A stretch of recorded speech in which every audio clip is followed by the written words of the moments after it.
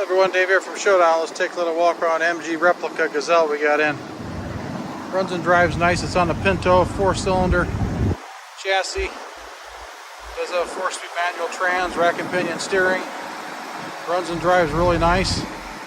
It is fiberglass, so there are some flaws in the fiberglass fenders, like they all do.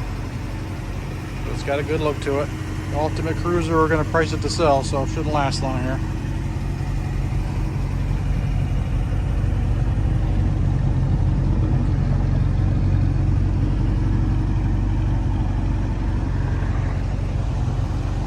Got wire covers.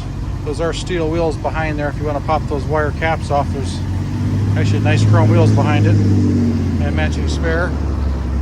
Bumpers have been redone. Headlights, chrome's in beautiful shape. All the chrome, beautiful glass. A little aging in the side vents there. A little bit of spidering in the fiberglass. Like they all kind of do there. Someone might have stepped on that and cracked it right here a little bit.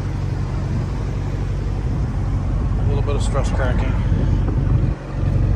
They all get them in this common area here. This fender's not bad.